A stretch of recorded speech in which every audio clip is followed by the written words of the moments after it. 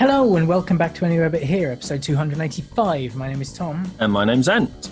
And you can find us at abhpod.com where if you scroll down, it's not up anymore because tablets and mobiles and things. You scroll down, you'll find an Amazon banner. It's probably it is too late by this point because this is coming out after Christmas to do any Christmas shopping. But imagine that you've been locked down and you couldn't get the things that you needed before Christmas. You might still need them after Christmas. So go there through abhpod.com, through our Amazon banner, and do your shopping as normal. We will get 5% of your total basket spend, which goes towards our internet hosting. It does. Another way you can help us if, it's after Christmas now, so you might not necessarily have any shopping to do, like Tom said. So you could support us in another way, a more regular way that we prefer because it allows us to give back to you as well, is just go over to our Patreon page. The banner is around the Amazon one. So that way, I think it's still $1 a month. They've changed the currency thing now, so I don't know if it's $1 or a pound. Go there and find out. Be interesting. So for that one unit of your local currency, per month you can support us and get extra content, such as after the podcasts. You get this podcast without the intro. You get spoiler casts when we record them rather than waiting for them to come out on the main feed. And if we do YouTube content, you get that a little bit earlier as well. Indeed. You can get in contact with us on all the social media platforms. Well, Twitter at ABHpod and Facebook.com/ABHpod. And you can watch us on YouTube.com/ABHpodcast. Yeah, we do have an Instagram page, but we don't use it. So don't worry too much about that. We do have an email address, which is abhpod@gmail.com as well. If you don't like social media, but you still want to chat to us. Indeed. This episode, it's being recorded before Christmas, but is going out after Christmas. So we're just going to explain that up front. But apart from the main subject of the episode, we've got to call out our friend Greg Armstrong from the All Seeing Guys podcast and his brother-in-law Gianni, who have reached their Kickstarter goal to release their Star Wars Kenner figures collector's edition book. Yeah, and the main bulk of the episode is dedicated to our old friend, the coronavirus. And how it's affected Christmas for everyone. Like, we're literally recording this the day after we went into Tier 4, whatever that was. So let's find out a bit more about that. It's a big therapy session today, isn't it? It is, yeah. Let's get into that. Enjoy.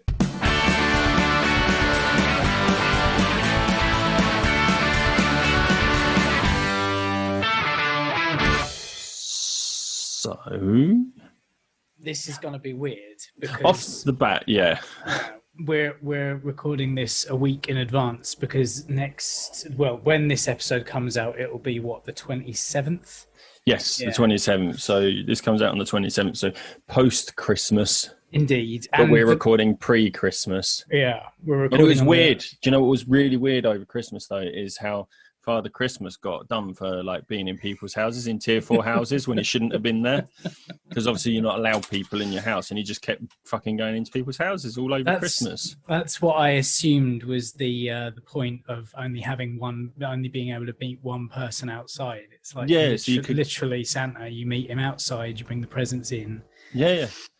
But for some reason, I don't know, he can't get over the fact that he goes down in people's houses and drops the presents under the tree. It's his kink, He just wants the mince pies and the whatever you leave up for him, really, doesn't he? Yeah. This is where it's awful.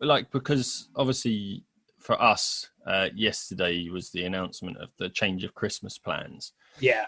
Because the reason that we're doing this now instead of the 27th is because normally on Christmas we would be, I know that we weren't supposed to see more than 2 households within a 5-day period anyway. Yeah. But the point was that we were more than likely going to be busy in 2 weeks' time. Yeah. In a week's time, sorry. And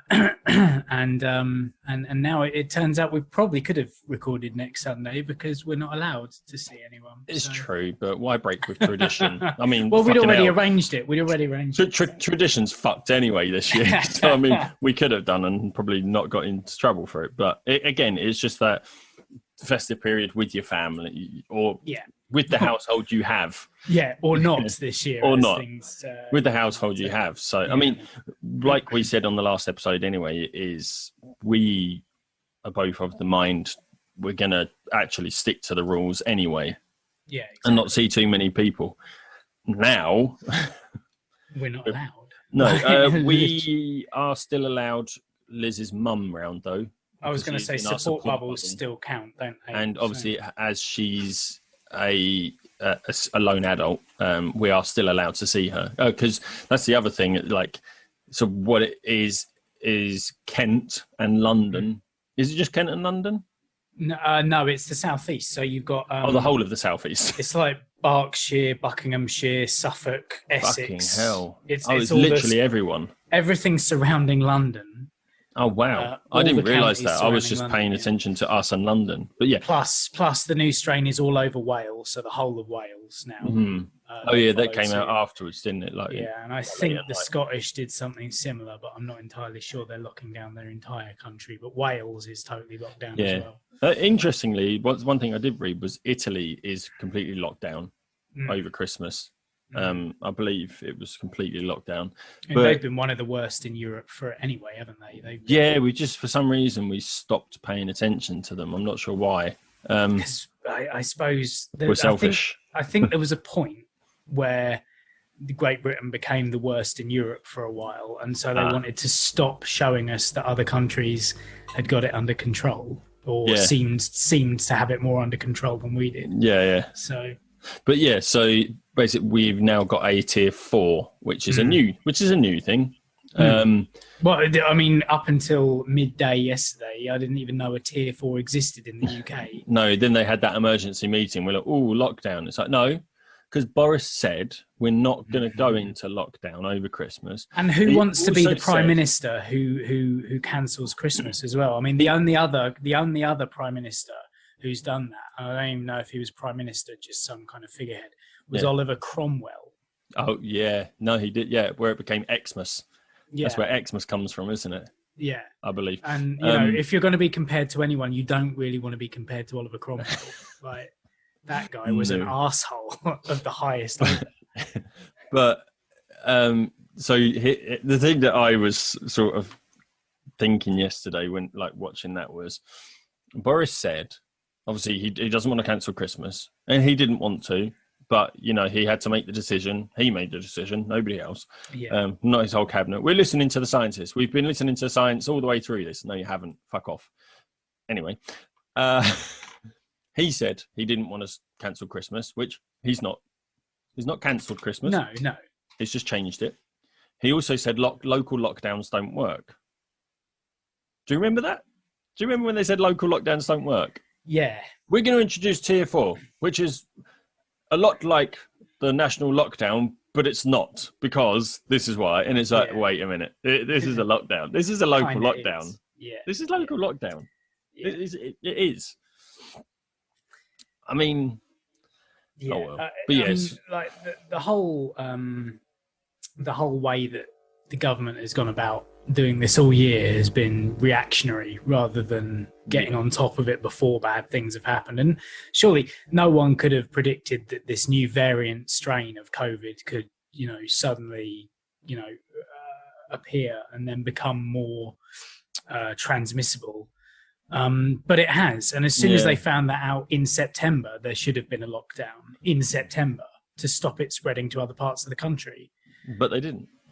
No, they've allowed it to go on for 2 months. And that's the thing. They've known about it for a long time. It was like, necessarily. We got the second lockdown, which wasn't really a lockdown, in November, didn't we? Yeah. Where you weren't supposed. It was supposed to be a lockdown, but you could still go to work and you could still go out shopping and you could still do a load of all this other stuff. You can still get your hair cut. You can still go to gyms. Gyms were closed, weren't they? Yes, they only reopened after the lockdown. Yeah, but they kept them open. They opened them in tier 3. That's right. Ridiculous. Yeah. Because gyms are important to people's lives, where you could just go for a run in the open air, or grab some beans or bottles of water, or Just do press ups. Or if the gym is that important to you, you've probably got like heavy weights at home. Yeah, right. Like, just start bench pressing your sofa or something. You know, like, yeah. Get under one end of it and just bench press your sofa. But it's something that I considered doing at one point during the first lockdown. What? Just using your sofa? Yeah. But. Yeah, what we were saying, the second lockdown, which wasn't a lockdown. But the new strain. The new strain came out before that, which is why cases kept going up during the lockdown, which they weren't supposed to have done, and they continued to go up after the lockdown, which they definitely shouldn't have done. So they knew that, this stuff was happening. It's, So, I mean, I suppose for those who aren't in the know, those international listeners,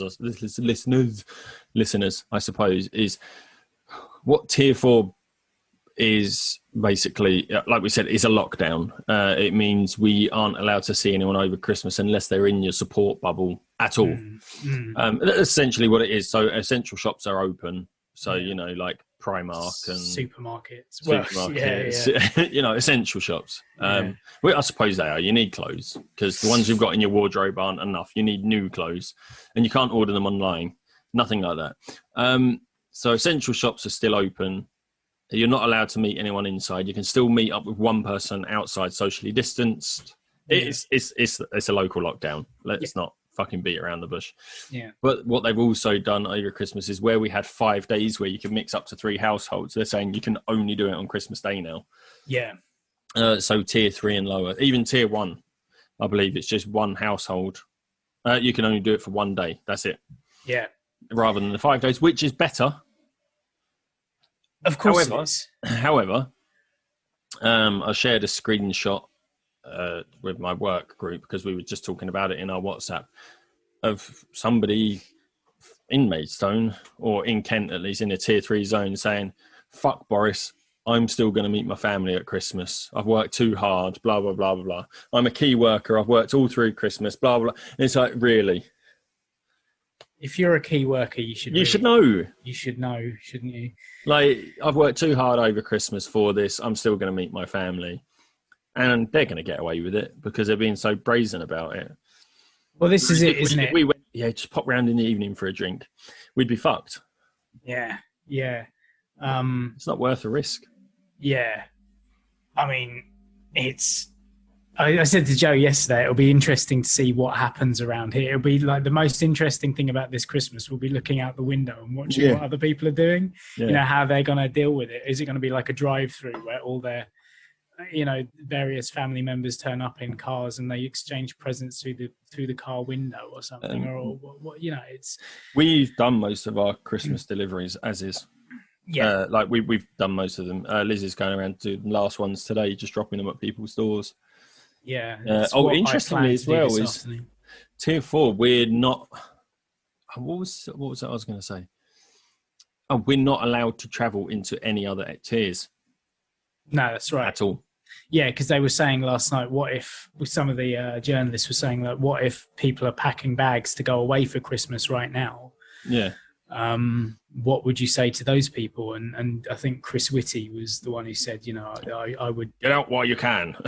no, he was saying I would unpack those bags and stay at home. Well, but it would have been interesting to me to know how many people got in their cars yesterday evening and fucked off to family elsewhere. Did you see the queues for Blue Water? No, I didn't. Mate. Really? It was fucking backed up all the way down the motorway. I don't understand why you want to be going to a massive shopping centre anyway at the moment. Because I can't do it tomorrow. I have to do it today. You can't possibly do it online either, can you? Mate, I ordered stuff online last night to turn up tomorrow. Tomorrow, right? Yeah, exactly. It's ridiculous. Because we're still at our post. Yeah.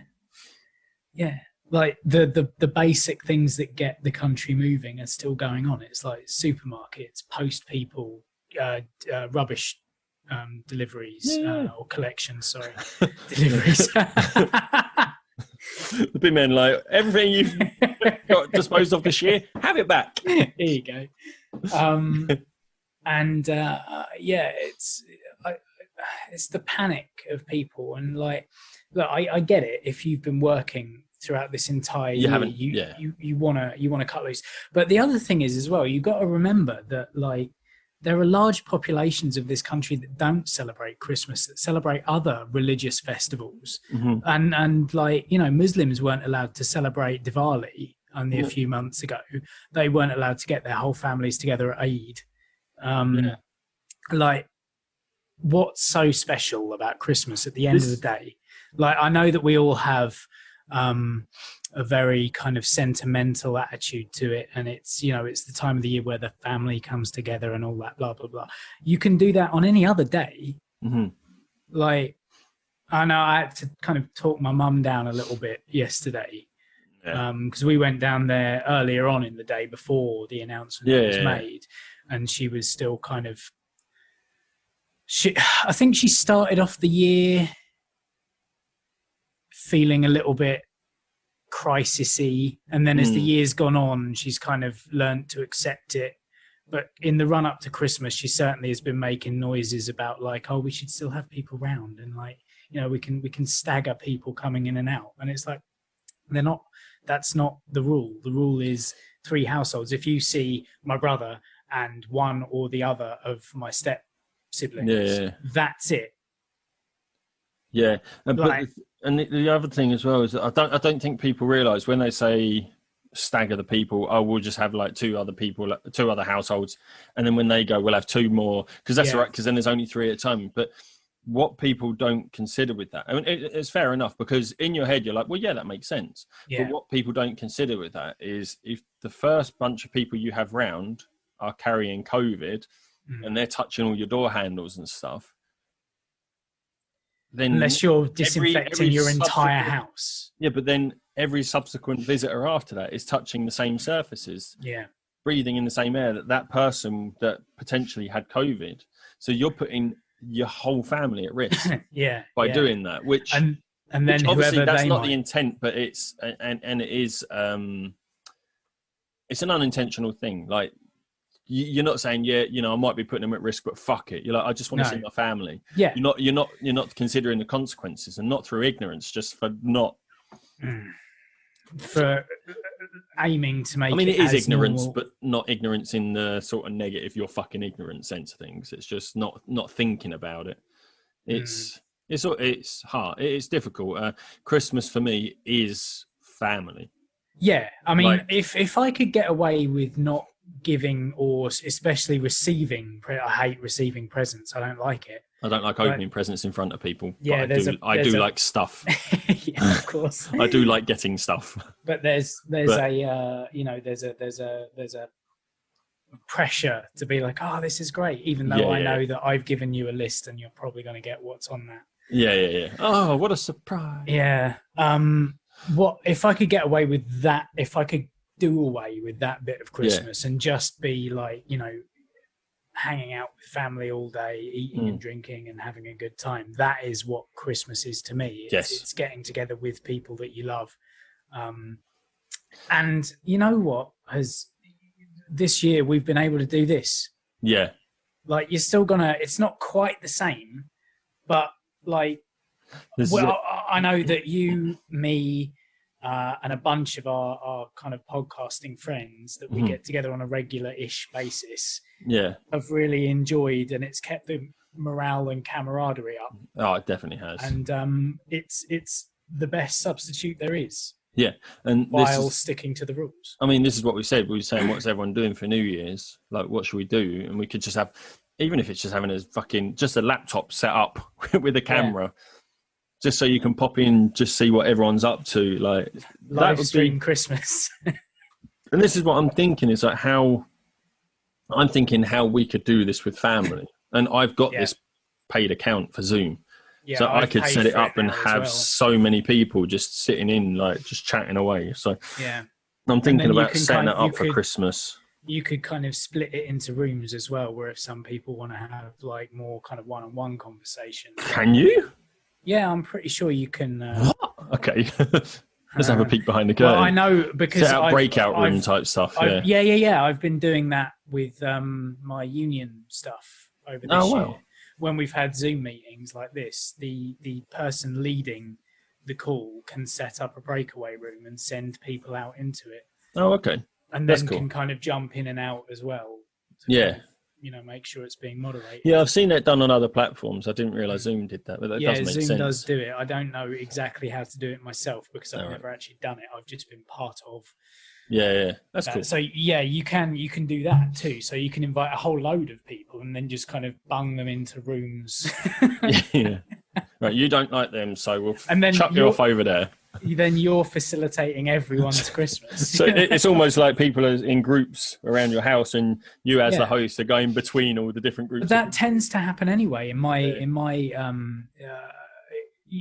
some parts of it, when I go to my aunt and uncle's for Christmas Eve, usually what tends to happen is like various times during the night, it will be me, my brother, and my cousins, and various girlfriends in one room, and all the adults in the other room. But then at various, I love that. All the grown-ups. And then at various points of the night, like those two groups kind of mix and go off, but they're always in two separate rooms. Yeah, no, that definitely happens. When we go to Liz's aunt and uncle's, usually there'll be a group of people hanging out, and we usually go sort of in the nicer weather. So there might be a group of people in the garden, or a group of people in the kitchen, a group of people in the conservatory area. I mean, it's all big open plans, so it's nice. But you get groups of people just dotted around the place. If it's cold, there'll be people in the living room watching with music, or like the kids go and watch telly and stuff like that. So it does happen anyway. But I suppose Zoom, you could do it like that with breakaway rooms. But I'll be interested. I mean, although we've had Christmas and it was very successful. Yes. I had a wonderful apart from Father Christmas, getting arrested, fined. But it's I'm going to try and figure something out so we can see family that way. But what was I going to say? Oh, on the subject of Father Christmas as well, I read something on, I think it was Reddit, that was very, very interesting. Is we teach children about Father Christmas, and Father Christmas's name is, like, his proper name is Saint Nicholas. What is one of the prerequisites of being a saint? That you've performed some sort of miracle. But also, are there any living saints? Isn't one of the prerequisites to be a saint you have to be dead? That's a good question. Don't you get your sainthood after dying? Wasn't Mother Teresa beatified while she was alive? I'm not sure. This is the thing. Like, this is something I've read. His name's Saint Nicholas, and like, if a children's truly on the board, but aren't saints dead? So what? Father Christmas is a ghost, basically.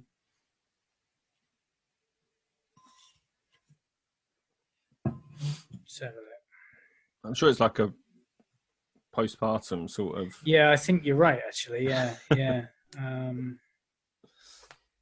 So I don't think she was made a saint when she was alive, was she? I don't know. To be canonized as a saint, ordinarily at least 2 miracles must have been performed through the intercession of the blessed after their death. Yeah, okay.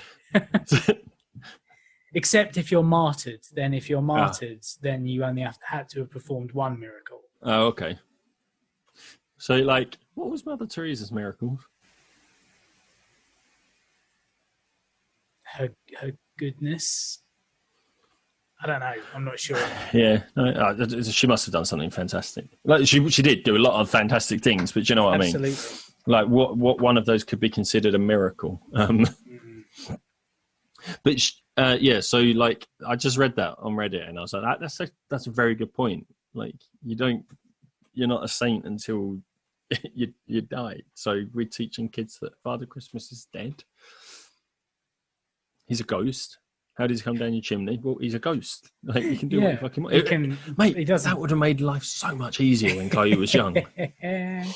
He's a ghost. He walks through walls. It's fine. It's easy. Like, anything he touches becomes ghost-like as well. So it would explain away, like, the magic and stuff like that, wouldn't it?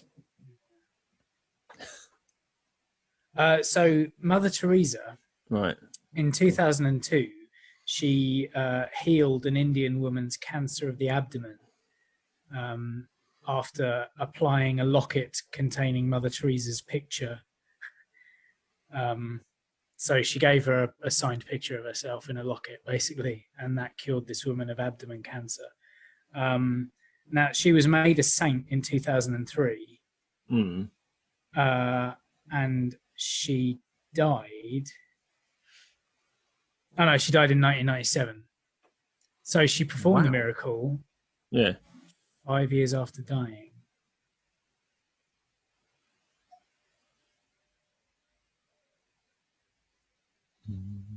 What? Yeah.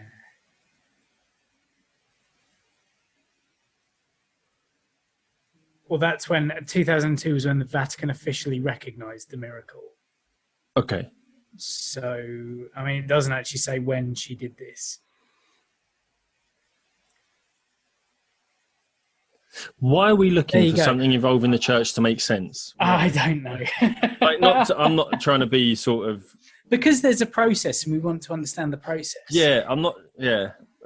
Obviously, it doesn't make sense. I mean, we've said many, many, many times that my mind just doesn't allow that sort of stuff to... It doesn't let me go, okay, cool. Like... Yeah. No, we're both men of reason. Dangerous territory. Proof. Let's just put it that way. Yes, way. There we go. Science. An ecumenical matter. But yeah, one of my favourite things, John Cobbing put in a little WhatsApp group that I'm in last night, a thing that said only 371 sleeps until Christmas. Yeah, this happened on the WhatsApp group for work after that announcement. Somebody put in, well, Christmas is cancelled. And I just replied, no, it's not. No. It's still Christmas. It's just a COVID Christmas. It's the most appropriate Christmas we could have from 2020. Yeah, like Christmas is cancelled. No, it's not. And then somebody else replied asking something else. What was it? I need to find it. I need to log in. Bloody hell. So I restarted my phone, didn't I? Whatever.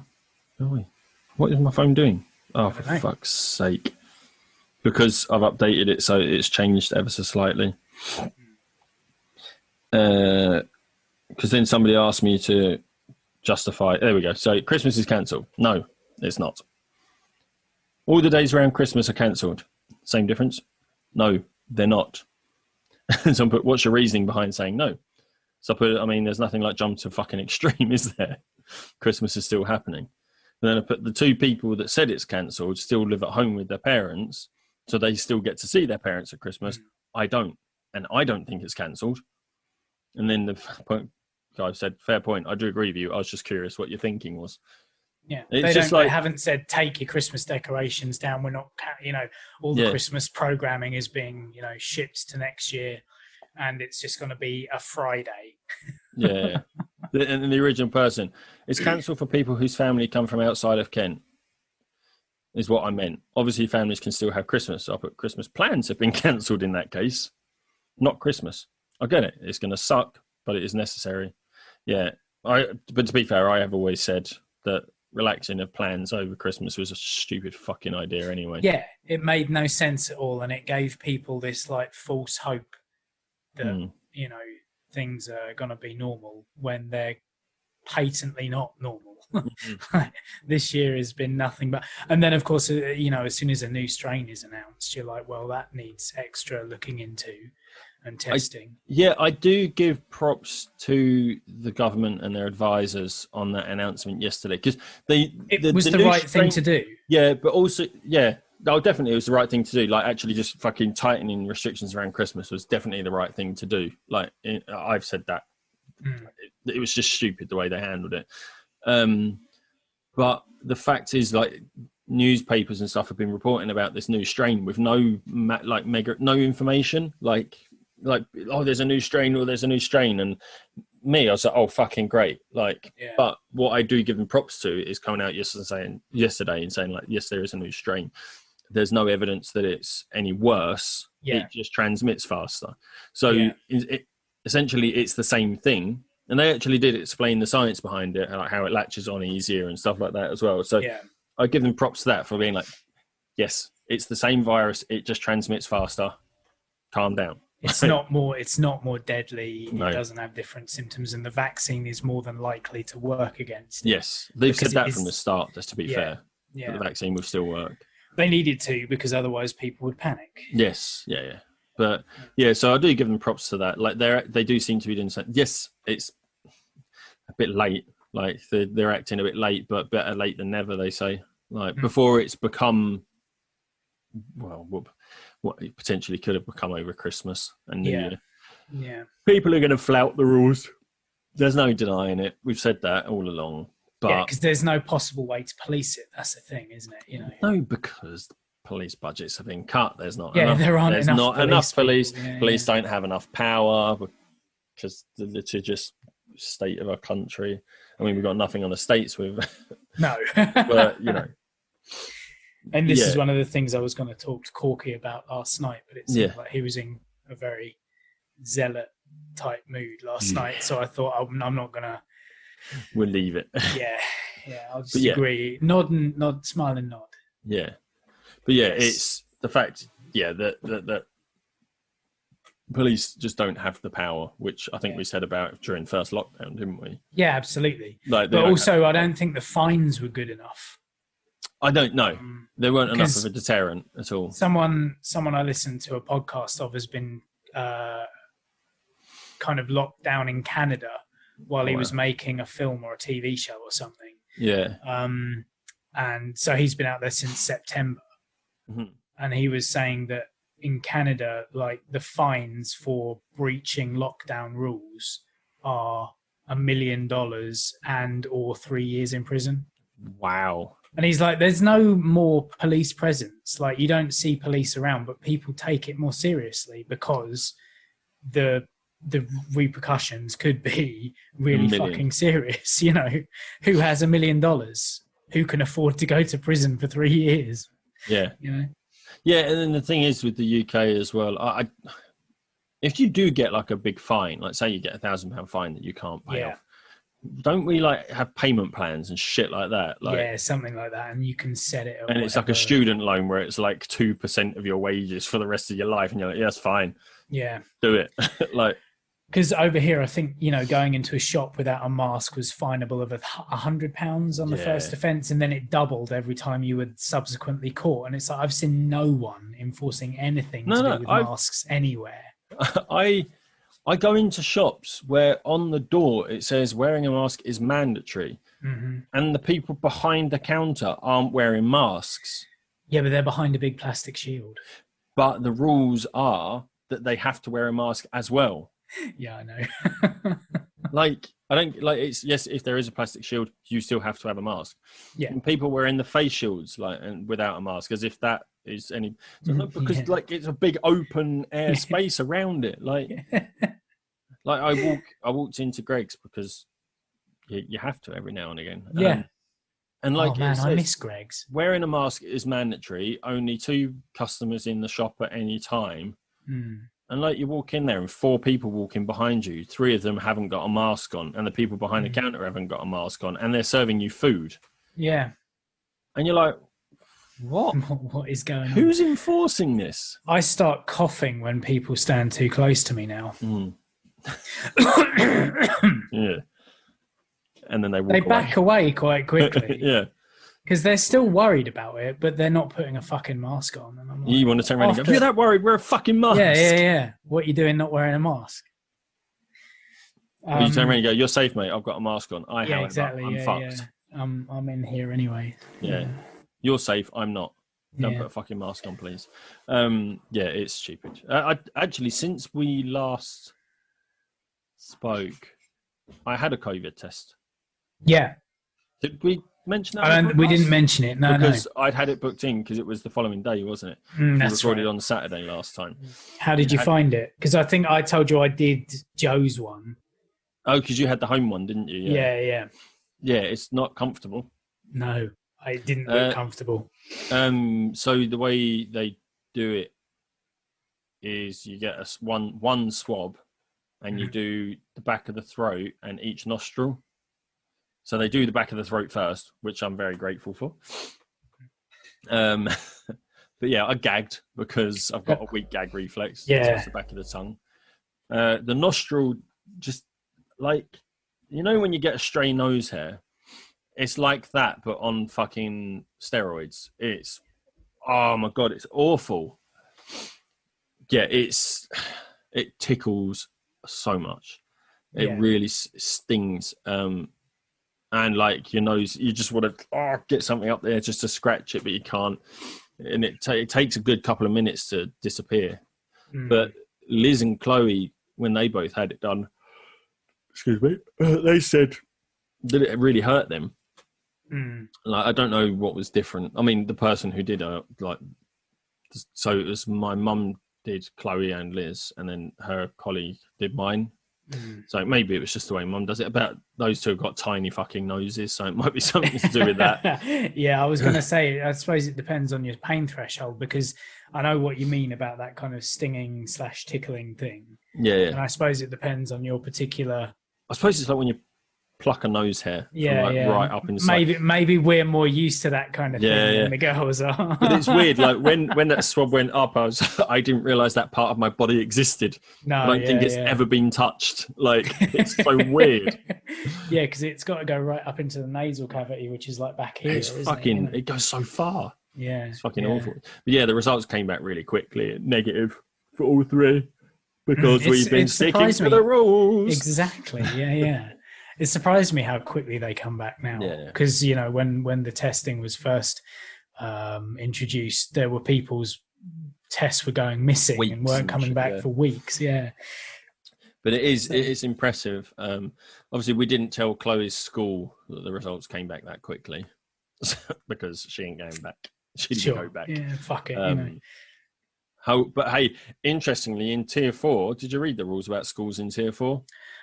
There was a lot. Schools are still on. It doesn't make any sense, does it? And your partner's a teacher, and you're saying that, like, yeah, but like, you know, we knew it was going to happen. Like, the fact that all these kids are mixing around, and kids don't get it, but they do. What are they? The thing is, what are they attributing this sudden spike in cases to? Schools and universities. Yeah, absolutely. Like places where lots of people from all over the county are getting together and then going home again because public transport. They don't socially distance like but they're in bubbles, and it's like, yes, they're not. Bubble could be like 60, 90 children. Yeah, and then they've got brothers and sisters either in different schools or in the same schools in different years in different bubbles. Yeah, none of it makes any sense, and it hasn't done this entire school year. Yeah. So, it's like I said to Chloe, it's like, but you're not like right next to someone, like sitting right next to them. You're social distance. She said, no, we're right next to each other, and it's like, yeah, like they don't have to wear masks. No, in class. No, it's ridiculous. They have to wear masks between lessons. If they get up, they have to put a mask on. Yeah, which is nuts. It's insane. Yeah. And I don't want to catch this. Luckily, Joe's been incredibly diligent. Yeah. Yeah, I imagine. Yeah. And from what like you guys are, from what you've been saying, you are like And if you do bend the rules slightly, like we do, you sort of bend, like we'll go and see our mum when we probably shouldn't. We don't go in the house. Like we just stand outside the house. And like they say, try not to visit people unless it's necessary. We do visit them to drop stuff off and talk to them. The only time that I've had anyone in the house is while we've been allowed to have... Yes. Oh, yeah. Up to 3 people in the house, you know. Yeah. And that was only... I think I've only seen my parents in the flesh 2 or 3 times this year. Yeah, I think we bent the rules in the first lockdown when we were having barbecue. We had like a barbecue where we had Liz's friend, like colleague round, which we shouldn't have done, but we were in like she walked through the house straight into the garden and we just sat socially distanced, like we weren't sat next to each other. Yeah. That's okay now. Like, that's probably okay in tier fucking 3 now. Yeah. But you could have someone in your garden. I think it's probably okay to have full-blown sex with whoever you want in tier 3. Yeah. Face to face, not even doggy style. Fucking.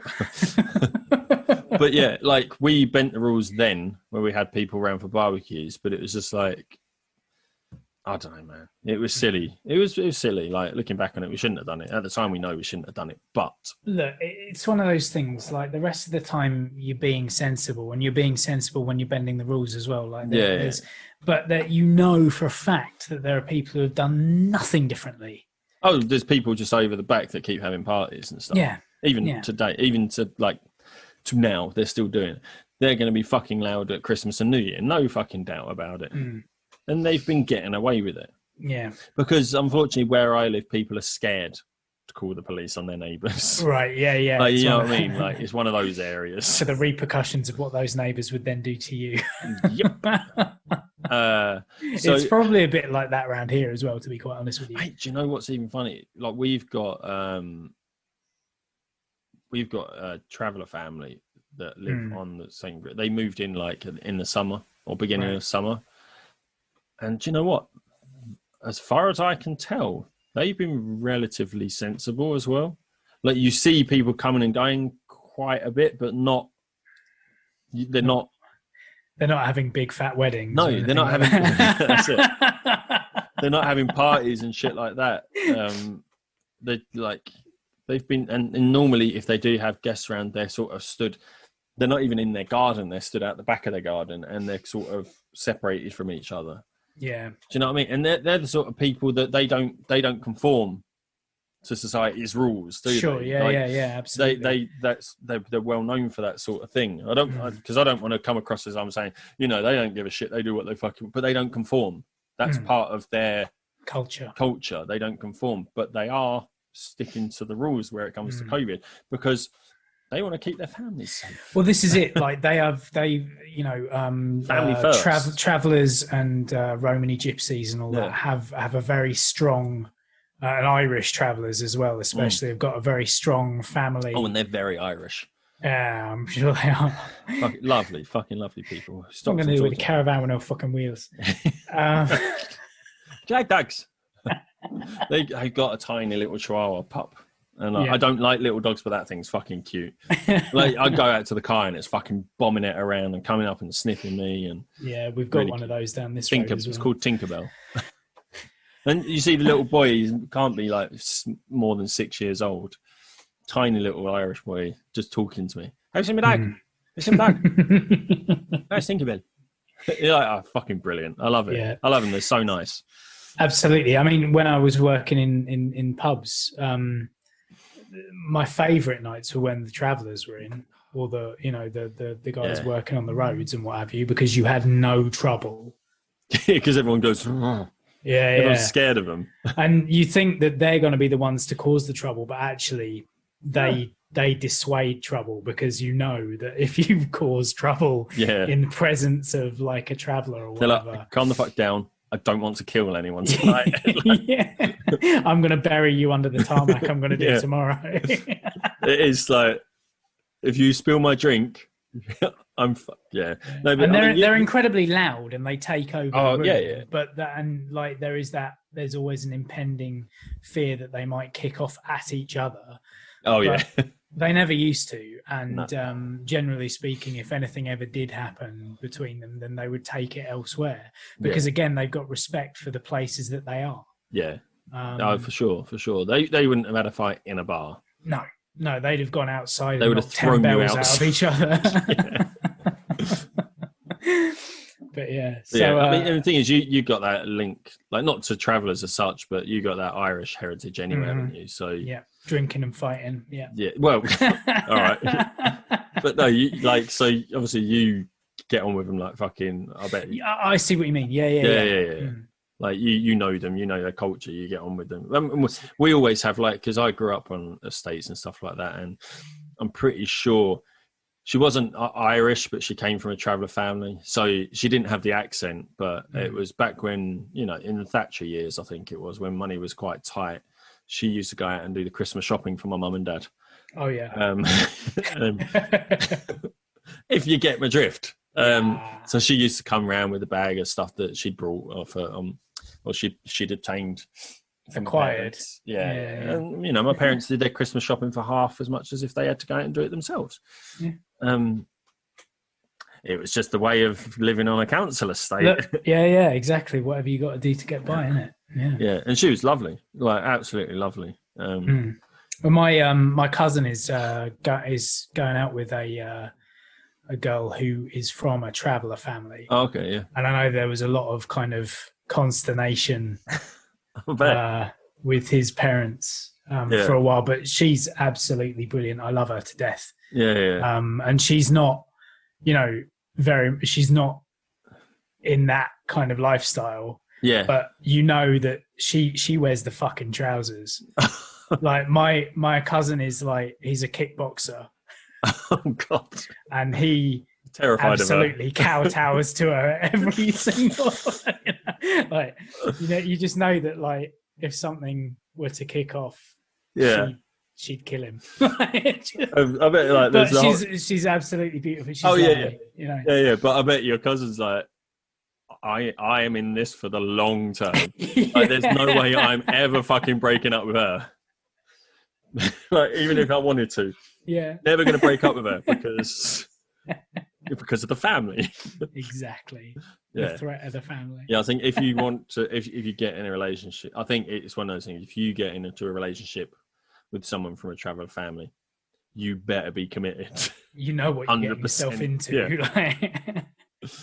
But no, I've always got on really well with him. Apart from the one who fucking made my jaw swell up. Didn't get on with him. No. He was like half my size, and he hit me, and I've never felt anything like it. Like I've learned over the years, I'm not a fighter at all. No. I don't think I've ever had a fight as such. I've been hit a few times, and only once has it ever knocked me for 6, and it was that. Like I've taken a few, like I don't know, it's like quite strong when I've been hit before. Quite a strong jaw. It's never really hurt. That my jaw just bruised and swelled up quite badly. It's fucking mental. Mm-hmm. Tiny little Irish kid. And it wasn't even my fucking fault. It was the person I was with. Right. Like, because they came out of a shop with something they acquired. Like these little Irish kids. And the guy I was with just went, oh, did you see they fucking nicked that from that shop? And they came over to him, asking him what he said. He was like, no, I didn't say anything. And then they came up to me and was like, what did he say to you about us? What has he said? And I couldn't understand them. And I was like, I'm not sure what you said. He was just pointing out to me, like he was just saying that you got that from that shop.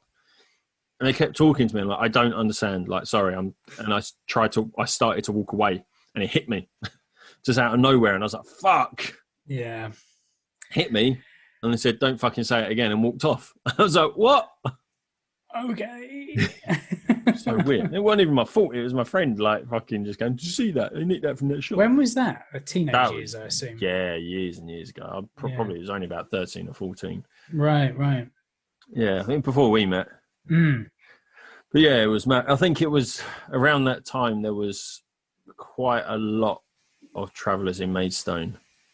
Like there was a big big community of them moved in. Where was it they? There was Pendleton Heath. There was Pendleton Heath, but there was also a big and there's a permanent community of them now down near the 2020.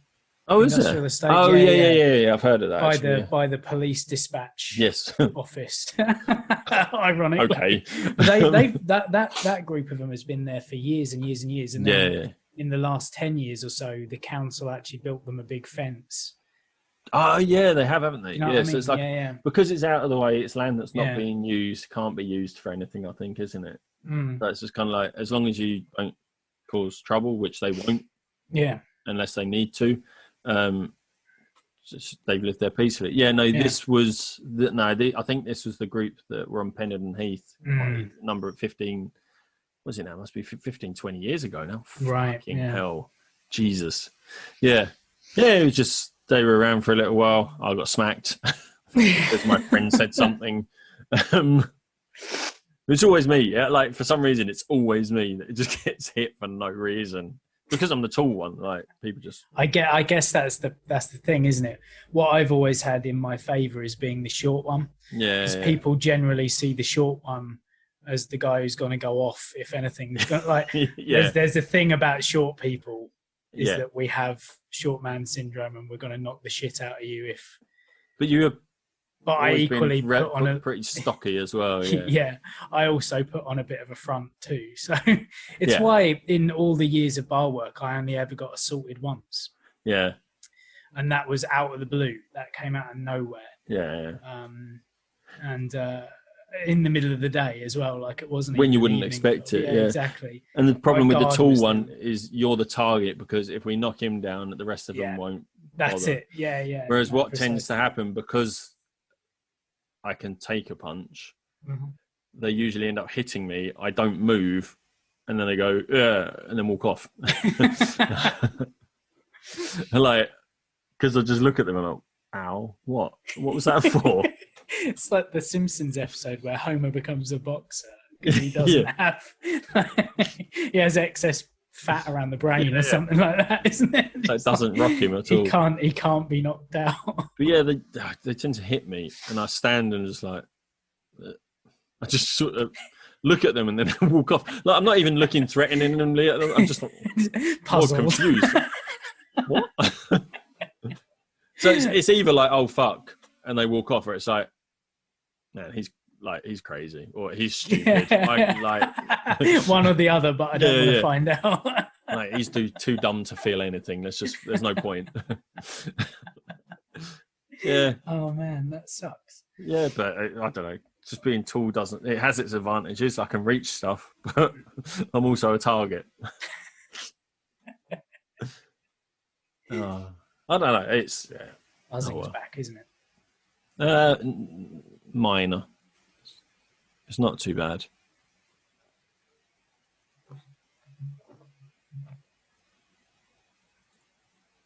It's got it.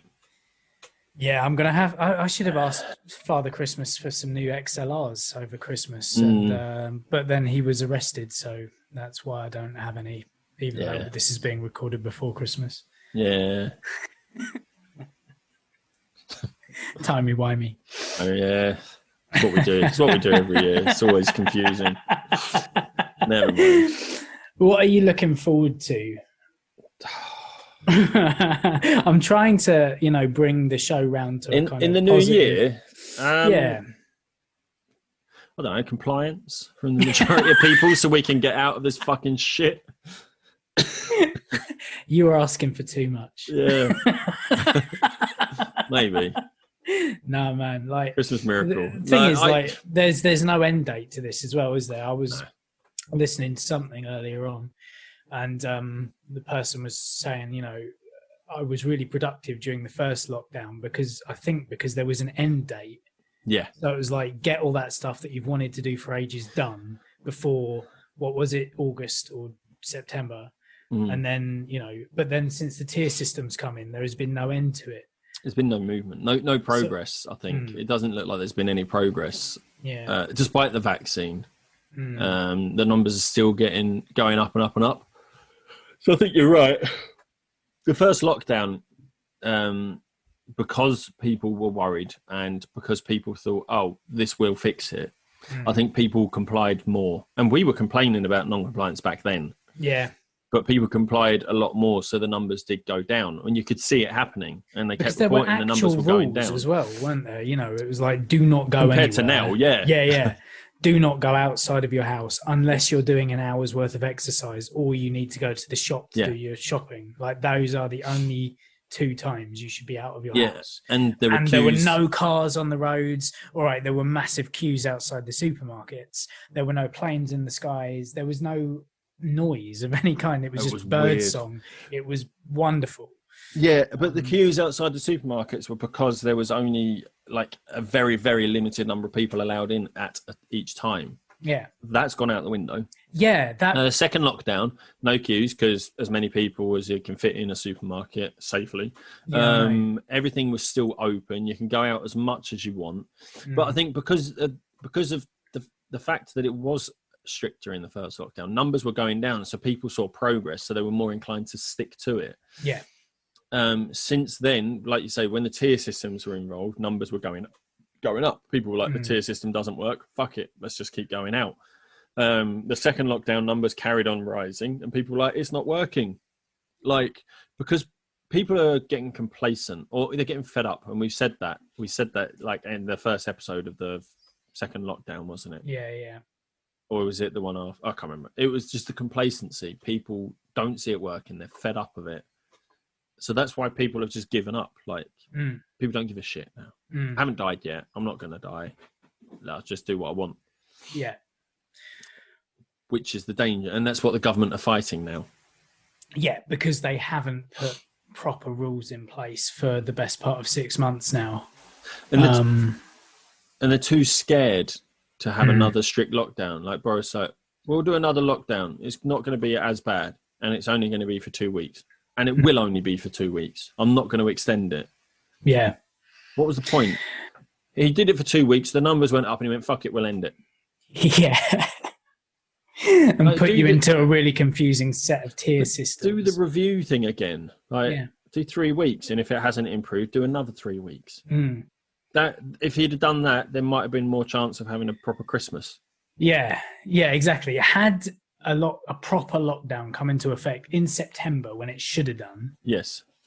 Things might be all right. But even then, like, you still don't know, I think, because there's not a vaccine out there. There is a vaccine, but only for a certain number of people. Yeah, and we're going to run out of stock by the end of January, by the way.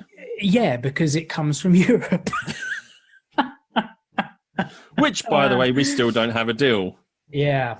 And it's 2 weeks of the year left. Yeah, and most of that is Christmas, so you're not expecting politicians to work over Christmas. So yeah, like, it's just not going to fucking happen. Like, our politicians probably want to, but the rest of Europe are like, "No, we're good." Yeah, yeah, it's fucking unbelievable. No, Boris said our friends in Europe last night as well, and I was like, "What friends?" Oh man. Yeah. They're your friends now, are they, Boris? When you need them. When we need a vaccine off them, yeah. No, it's crazy. It makes no sense. And, I keep wanting to think that 2021 is going to be better. But I don't know, man. I'm not sure if things are going to, like, if we're going to get out of a tier system or a lockdown situation until the end of summer next year. I don't know if I can see 2021 being any different. No, to this year. I feel like we'll now. I was optimistically saying end of spring, beginning of summer. Yeah. Then I probably would have pushed it to maybe end of summer, autumn time. I think we'll probably be in a similar situation next Christmas. I think. I can. I don't want it to be. No, we hope you're wrong. But I can see it. I wouldn't be surprised.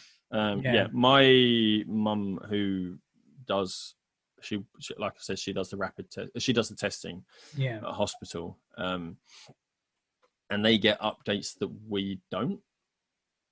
They get information that we don't, and this isn't something that this isn't information she's got. This is just what she's taking from the information she has. Yeah. Is she personally thinks it could go on for years. And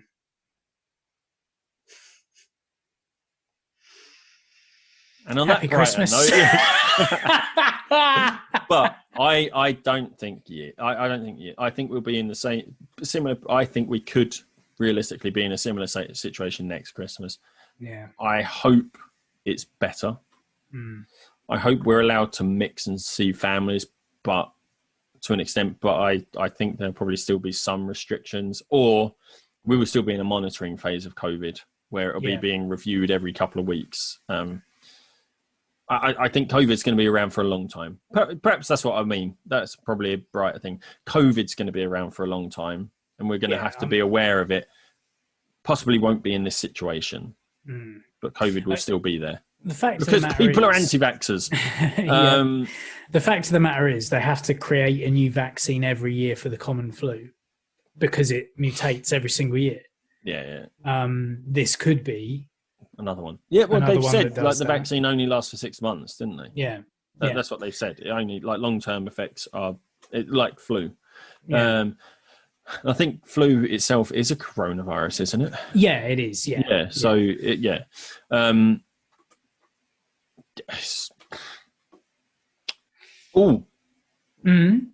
before Christmas, on what was it, the 20th or the 19th of December, our friend Greg from the All Seeing Guys. I was gonna, this was gonna be one of the things that I wanted, the good news section of the podcast. Let's end on that and end on the good news. We've not done too much shouting about it on here, and I feel like that was I've done a bit more personally. I've seen it online. Yeah. You've been sharing the fuck out of it, and only because I felt bad that we haven't shouted it out on here, and like I don't. And every week, every 2 weeks, we come on here and we talk about all kinds of bollocks, but I always forget to bring it up. I think perhaps because we know our reach. But at the same time, I shared it around with people that I know who are into this, like into geeky stuff. I shared it with them. Yeah, I've seen you do that. I targeted it to people. I didn't share it like on the grand scheme of things like you did. I don't. Yeah, I didn't target people. But maybe that's the best way to do it. People are like, oh, that's good, like an impulse buy. I also didn't have the money to back it myself as much as I'd have loved to. I'm unemployed. Also, don't have a space. I don't have a space for a book of that fucking proportion. It's massive, which is a fantastic, and it's a fucking gorgeous book. It is. I would love to own it myself, but it's so good. But it's a Star Wars Kenner Toys thing, isn't it? It's got like all the original backing card information on it. It's photos of everything. I mean, we've shared some pictures that Greg has been taken for the promotion of it because they're just incredible. Yeah. Some of the, like, if he just released those photos, maybe they're in the book. I don't know. They may well be. I don't know. But I would love a book of just those shots of the toys in those scenes. It's basically, put them in little battle scenes and things like that, isn't it? But it's just the ingenuity of what he does. Like, there's no way I would have thought of get a monitor, have like a snow scene on the background, set up the figures in front of it, and you have it so the background's blurred. Like you set the aperture, the focal distance, so it focuses on, and the background's just blurred, so you can't see that it's a monitor. And it just looks like he's gone out and about taking pictures of toys, but he's just doing it in his dining room. Like, it's so good. It is incredible. But only on the 18th, he put out a post saying that they were 90% there. Yeah. And then 2 days later, on the day that is it a Kickstarter? Yeah, it's Kickstarter. They had it on Kickstarter, so they needed to hit their target to actually release, to be successful and release the book. To get it printed, essentially. That's what the target is for. It's pre-orders, and on the day, Red 5 Designs, Red spelled READ, But they finished. The target was 127,000, and they finished it with 142. I checked it when they had like 12 hours left, and they were at 115, I think. And I was like, "Oh, it's going to be so close." Yeah, I was like, "Oh!" But they smashed it. They smashed it. It's brilliant news. We know someone with a successful Kickstarter now. Yeah, it's great, and it's going to get delivered, hopefully. Because I know that you used to do a bit of Kickstarter bingo, didn't you? Basically, back in the day, like, oh, that sounds good. I'll chuck a couple of quid in there. Nope. And then never saw anything, even though some of them reached their goal. They just took the money, but and they've got like special editions and stuff like that, which are great, like gold fronted books, silver fronted books, and it's an amazing piece of, I don't know what you refer to it as. But I mean, they've even made cards stock of themselves, didn't they? Yeah. Which is great, like the fake figures of themselves. Like, so much work has gone into it. And I know that they've taken some flack off Star Wars fans, or what they call themselves fans. Of course, they're not. Yeah. Because they're not supportive of things like this, which is done for the love of it. Yeah. Which is kind of symptomatic of the toxic Star Wars fan. It's awful. Of which there are many, unfortunately. They were trying to smear the campaign, which is absolutely diabolical. Don't even go that far. Yeah. What is the justification though? Like, why? There was something about like something that they posted. It was something to do with the fact that Kickstarter is a racist organization or something. Oh my God. Because of one Kickstarter thing that didn't go through, and then like someone kicked up a fuss or something. I don't know the ins and outs of it, and I don't really care because it's bollocks. Yeah.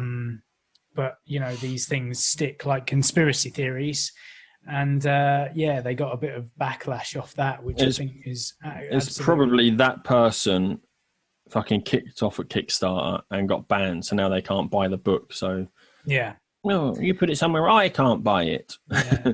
It's something stupid like that. The fact is, you know, it's a massive win for the pair of them. Yeah, it's absolutely. Yeah, it's sort of shoving it in the faces of those Star Wars fanboys. Yeah, those idiots. It is a stunning book. Like, but looking at the pictures of it, it's going to be incredible. And I think, yeah, it's just well done. Like, props to them. Like the amount of work they've put in, like. Yeah. In this promotion and stuff, it's just brilliant. But so it's Greg from the All Seeing Guys, Greg Armstrong, and his, I want to say, brother-in-law Gianni Venturini. It's incredible. Well done, guys. Congratulations. And I know that talking to Greg over this whole period about podcast editing and freelancing and stuff like that, they already have plans for a second book. Which is going to be more about the vehicles and they did. I know they added to this book was the droids and the Ewoks action figures. That was something they added sort of midway through the campaign, I think. And they've got the second book pretty much planned. Like, they know what they're doing, and it's not just pictures either. I think like they've done so much research, and it's like different variants. So it's like the original cardstock, and then like if it had a sticker somewhere, and a slightly different color scheme, and some of them had errors in printing. Like, it's so fucking in depth. It's a proper collector's book. Like, it's so in depth. If you're a collector of Star Wars memorabilia, that is for you. You know. But yeah, hopefully, like, on the back of this, they'll be able to actually release it like further afield, and it's not just limited to the Kickstarter run. Like, that would be amazing if they could do that. Yeah, absolutely. Yeah, just have like a backup so they can have a shop of them. Yeah, amazing. 950, almost 1,000 backers. It's crazy. So good. Yeah, it just shows what you can do. Yeah. I won't be. No. I can't finish projects like that. But no, it's absolutely incredible, and probably the best Christmas gift that they could get this year, which is how I kept framing it in my make somebody's Christmas posts. Yeah, exactly. You know, it's the end of the day, we're not gonna have a traditional Christmas, so why not make someone else's not good? It's absolutely incredible. Actually, I did put out a tweet just before Christmas, but it's probably still so timey-wimey. It's probably still relevant now. I didn't put out a tweet. I shared a tweet on my Facebook about the fact that people might have, like, because obviously the Christmas plans have changed. Like, I know we're going to have shit ton of leftover food, a shit more food than we need, because we were inviting people around, like, well, my mum and her partner, but now they're not coming. So there was a tweet, Charlene White, I don't know who she is, but I saw it, and it's about an app called Olio, and it's like a food sharing app. Okay. So if you've got loads of like perishable food that you're not going to consume now because Christmas is different, you go and Olio, and you basically, there's people that won't have enough food. Obviously, people that were coming to you, so they didn't buy food, now don't have enough food. So there's an app called Olio where you can share food. Okay. Like that. So it's probably still relevant between Christmas and New Year. Yeah. There's plans won't change. So if you've got any excess food that you're not going to be able to eat, get on there. That's So quite it helps interesting. people that have less. Yeah, Yeah. because that was one of the big things, was like, and you could see the news, anchors rolling their eyes at the fact that they had to reiterate that, don't worry, the supermarkets will still be open and the turkey will still be available. Yeah. It's like, you could literally, one of them was on there. He was really fucking good. Just before the announcement was made. Yeah. But there was a point where he was saying about stores being open and you'll still be able to get your food, and he literally turned away to roll his eyes as he was saying the words. Oh, really? Like, you could see in his face, he was like, I can't believe I'm having to say this. Yeah. Like, Supermarkets are still open. Why is this important in the grand scheme of things, that you get your fucking turkey, you selfish bastards? Yeah. But yeah, no, absolutely. This app sounds like a really good idea. Yeah. And the fact of the matter is, if you bought loads of food, and you're going to have lots left over, there are food banks that desperately need this stuff as well. Like, food bank usage in this country has gone up by like over 1,000% in the last year. Ridiculous. And it's not even people who are down and out either. It's people who are finding it hard. From like the middle classes as well, being furloughed and shit like that, it's had a huge impact, or just losing their jobs generally. It does hit people hard. Yes, and I think the important thing to say as well is not just Christmas. Like, if you do get this app, don't delete it after Christmas, because you might be able to do something throughout the year for it as well. Absolutely. And the other thing, of course, to kind of point out is that doing something nice for other people does make you feel better. Yes. So do it. Yeah, it is. Yeah, doing something nice for someone, although people call it a selfless act, it's not entirely selfless. No, because you do get a good feeling out of it. It's what I did say when I started working at the hospital. Like, initially, it did me the world of good, like my mental health, because I was helping people. So yeah, definitely do something nice for someone, just to help. Yeah, it helps you as well. Indeed. If you're feeling shit, go and help someone. And we didn't wish anyone a Merry Christmas in the last episode, because it felt too far out from Christmas. Yeah, it was. Now we're just before Christmas, so we're in that area, but it's going to come out after Christmas. Yes, so. But we hope that you had a good one. Yes, definitely. No matter how scaled back it's been this year. Yeah.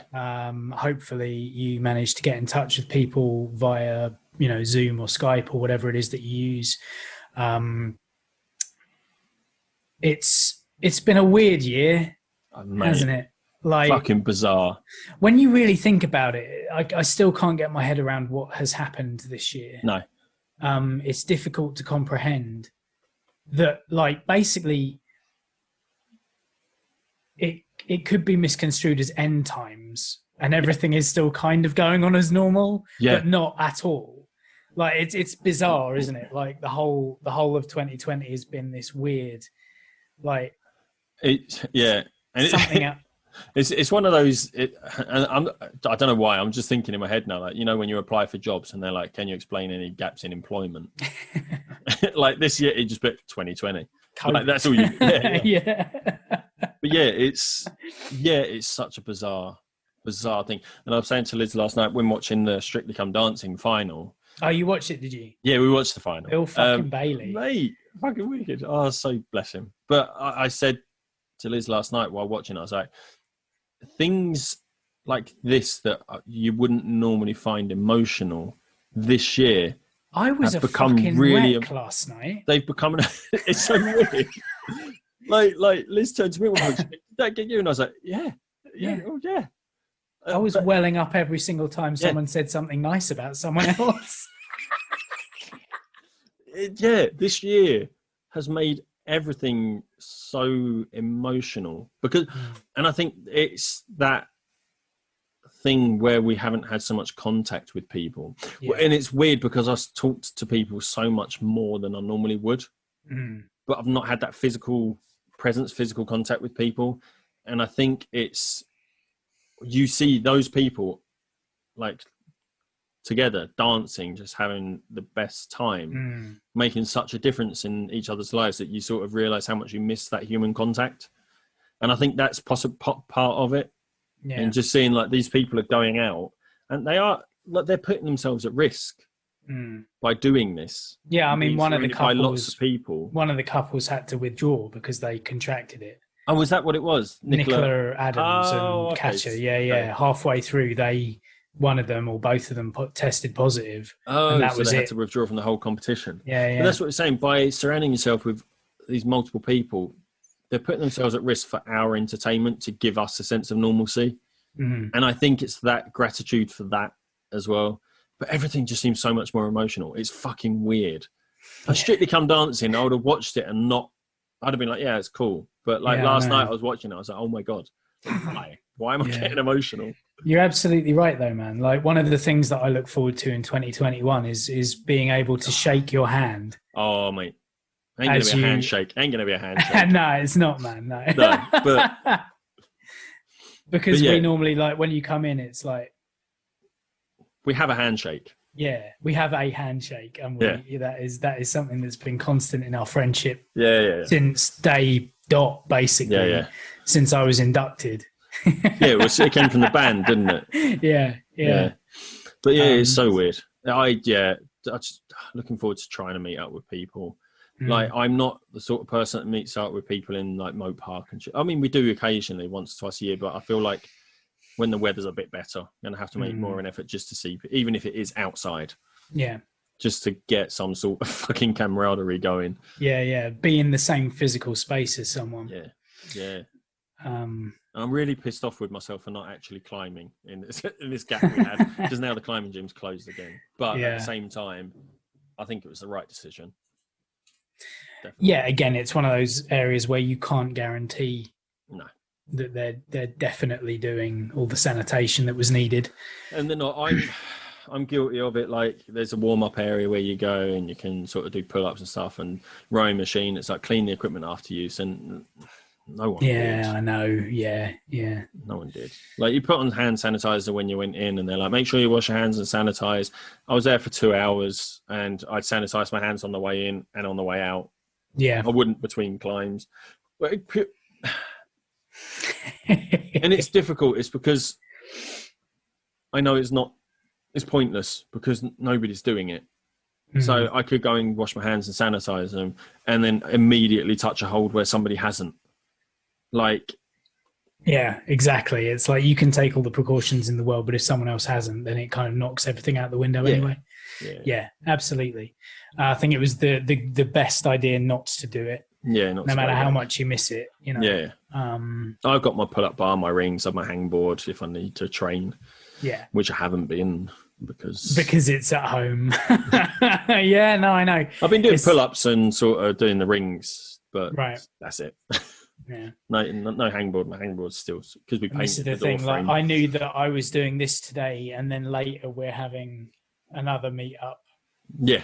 So I got in a 10K yesterday because I was like, look, I'm not going to be able to do anything else over the weekend. Yeah, good point. So that's what I did. You know, I don't enjoy running, but I do it because I have to do something. It's that feeling when you've done it. It's a feeling of accomplishment at the end. Or do you not get that anymore either? Not really. The only bit that I kind of have gamified trying to get it under. My next target is to get the 10K under 55 minutes. Is my nice because I'm constantly getting under an hour now. That's good. That's really good. That's really good. Like, I can't remember the last time I got a 10K under 60 minutes. I think I've done it once. Right. And it was 59 minutes. So, well, and that's it, isn't it? It's setting yourself goals. And the weird thing with running is, like, even 10 seconds is a lot. Running. Yeah, absolutely. I mean, it's like yesterday I thought, well, I think it was, 9K, it was like at 52.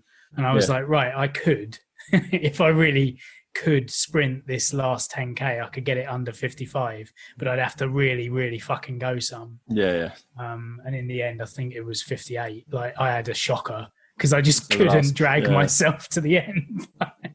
But it's what it is, isn't it? I don't want to go to a gym. I don't want to do that kind of stuff. So I've got to do what I can. And Yeah. that is running, So Are you now? There's lots of different types of listeners. Do you do music? Do you no, I do do podcasts? I should do silence? music because I've done it with music and it is can't. slightly easier. But the problem is, unless you've got an entire playlist mapped out as to what you want your speed to be, because I go with the beat. I tend to find that I go with the beat. So if you've got like a song where it's like 120 BPM, and then you get a slower song that you enjoy, but it's slower, you will slow down. Yeah. But it can be good. You can do it strategically. But music, I can do music for 5K, and then I get pissed off with it. I for some reason I start to get really pissed off with it. So then I started doing just podcasts, which were great, especially when I was doing my marathon training. Yeah, I bet. Because I would stick on one of Adam's podcasts because it would last, like it's the same podcast would last me the whole run. That was really good. And then towards like when I was running last, I wouldn't listen to anything. Oh, I don't know whether I could do that. To be fair, I started off doing it. Yeah, and I loved it. For some reason, I really enjoyed not having anything and it just being me and my thoughts. Right. Okay. Which can be dangerous, but I loved it. No, I did love running with no noise at all. But Interesting. Podcasts are nothing for me. Yeah, I like I say, I started off with nothing, and I think because at that point Joe and I were going out together, but talking there. Yeah, but I've got to a point where like she starts off quite slowly and winds up, whereas I tend to set off quite quickly and stay at the same pace. Yeah. So like if we go out together now, I shoot off, and she will eventually kind of catch up. Oh, nice. It's weird. So like, we don't tend to go out together anymore because she doesn't like the fact that I just bolt off. Because it's how I do it now. It's just like I start at the pace that I want to continue. Yeah. And you're more about consistency. Yeah, I don't know why. Joe's what builds up. Which it depends. Yeah, everyone's got their own way of doing it. Exactly, that's it, isn't it? Yeah. So, but seeing as I go out on my own now, it's podcasts. But maybe I should try it without listening to anything. Yeah, and I mean, sometimes it would be I would start off listening to something, and then I don't know. It's that having stuff in my ears when I'm running. I don't know for some reason. Like sometimes if I'm feeling particularly unfit that day, if it's not a good day, I'm feeling quite heavy and I've got something in my ears, it makes me heave. All right. It's weird. It makes me feel sick. So I take them out of my ears and I feel okay. I suppose it's like a balance thing, maybe. Like, because, So like sometimes I would start with and then have to take it out and then just, but I had the ones on the cord. So I'd hang around my neck and then hook them in, like Bluetooth ones. They just sit there. So if I wanted them again, I'd stick them back in. Okay. Yeah. It's good. I don't know where that. Yeah. Okay. Yeah. So you're a podcast person. Podcasts are good for running. Yeah. Because Long you can distance, switch off from what you're feeling and just focus on the podcast. Yeah. It's really good. Yeah. Nice. Right. But rabbit hole again at the end. But yes. So Christmas was hopefully good. Christmas was hopefully good. Yeah. And we hope that your Christmas is and was good too. Yes. So, and happy holidays, you bastards. But I hope you had a good time, made the most of whatever you could and didn't break the rules. And that's it. Christmas is what you make of it. Exactly. To make it good. Indeed. And we'll talk to you in the new year when everything will have changed or not. See you in 2021, guys. I've been Tom. I've been Ant. Bye.